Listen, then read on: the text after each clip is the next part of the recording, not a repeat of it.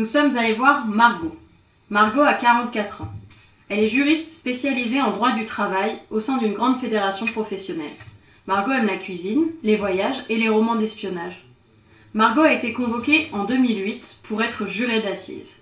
Elle s'est alors retrouvée plongée dans un monde inconnu et elle a dû porter la parole du peuple dans un domaine complexe et technique qu'elle ne maîtrisait pas. C'est cette expérience qui nous intéresse aujourd'hui. En tant que juriste, Margot est familière avec le droit et la justice. Mais son domaine de compétence est très différent. Aux assises, on juge les affaires pénales, c'est-à-dire des crimes violents, assassinats, meurtres, viols. Margot ne s'appelle pas vraiment Margot, mais elle a bien voulu nous raconter son expérience alors qu'elle doit normalement garder le secret sur l'affaire jugée, donc nous l'appellerons comme ça. Mais alors, être jurée d'assises, comment ça se passe ? Margot a d'abord reçu un courrier très formel, lui expliquant qu'elle a été sélectionnée pour participer à une session qui se déroulera dans 1 an et regroupera 3 à 4 affaires différentes. Quelques jours avant la session, Margot reçoit sa convocation officielle. Lorsque l'on est sélectionné, il est quasiment impossible de refuser d'être juré. Mais Margot était plutôt partante en l'occurrence. Le jour J, Margot se présente au tribunal avec 50 autres personnes sélectionnées. Ils assistent ensemble à une journée d'introduction où on leur fournit des explications factuelles. Ils visionnent ensemble un petit film qui décrit succinctement le fonctionnement de la justice et l'organisation d'un procès, leur rôle et leurs devoirs en tant que jurés.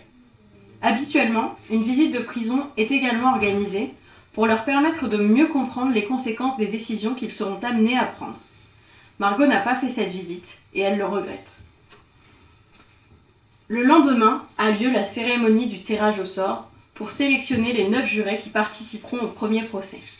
À chaque nouvelle affaire, tout le monde revient juste avant le procès pour le tirage au sort qui est très ritualisé. La pression monte, certains y vont à reculons, d'autres pleurent. Le second procès a lieu 4 jours plus tard. Cette fois-ci, Margot est sélectionnée avec 8 autres jurés. Accompagnés par 3 magistrats professionnels, ils assistent ensemble au procès. Avocats de la défense et de la victime, avocats général, experts et témoins défilent à la barre durant 3 jours sous l'autorité du président.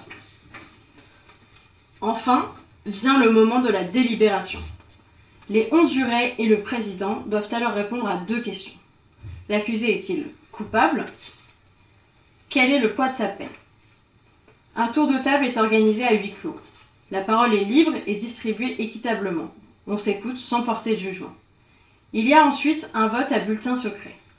La délibération se termine uniquement s'il y a une majorité qualifiée entre les 12 juges. D'ailleurs, ça peut durer très longtemps. Pour Margot, ça s'est terminé dans la nuit.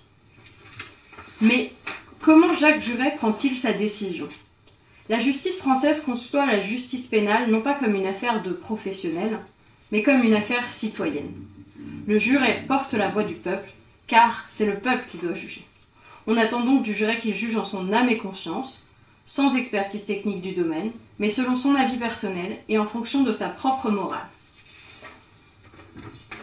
Selon la définition officielle, les jurés sont des citoyens tirés au sort qui participent, aux côtés des magistrats professionnels, au jugement des crimes au sein de la cour d'assises.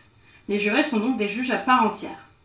Margot avait en effet la même mission qu'un juge professionnel, c'est-à-dire juger de la culpabilité d'une personne accusée d'un crime et, si sa culpabilité est avérée, lui attribuer une peine juste au regard du crime commis. Mais comment juger sans y être formé ni préparé ? Les jurés d'assises ne reçoivent pas vraiment de formation, aucun outil n'est mis à leur disposition, ce qui peut en paniquer certains. Ils sont cependant accompagnés par les magistrats qui sont des juges professionnels. Les magistrats connaissent l'ensemble des lois et se réfèrent en permanence à l'impact des actes de l'accusé vis-à-vis de la loi. De fait, ils orientent souvent les jurés car ils savent très bien faire le lien entre l'affaire et la peine. Margot a beaucoup écouté les magistrats pour guider ses choix. Mais elle se demande malgré tout si on ne pourrait pas aller plus loin en informant les jurés sur les conséquences de leurs décisions, peut-être par exemple avec des simulations des effets réels de la peine infligée. Enfermé où, dans quelles circonstances, quelles conséquences pour la famille, etc. Mais finalement, faut-il toujours des jurés ? Pour Margot, on a vraiment besoin de représentants citoyens dans les affaires les plus graves et compliquées, où les faits reprochés à l'accusé demandent à être interprétés. Mais, dans des affaires moins complexes, qui pourraient être réglées de manière pragmatique, par une simple application de la loi relative aux actes commis par l'accusé, elle n'est pas sûre que ce soit vraiment nécessaire. D'autant plus qu'ils peuvent facilement, en tant que jurés, se laisser prendre par leurs émotions et proposer une peine démesurée par rapport aux faits. C'est d'ailleurs ce qui s'est passé dans l'un des procès de la session de Margot. Autrement dit, le rôle du représentant du peuple devrait-il commencer seulement là où l'expertise professionnelle touche à ses limites ?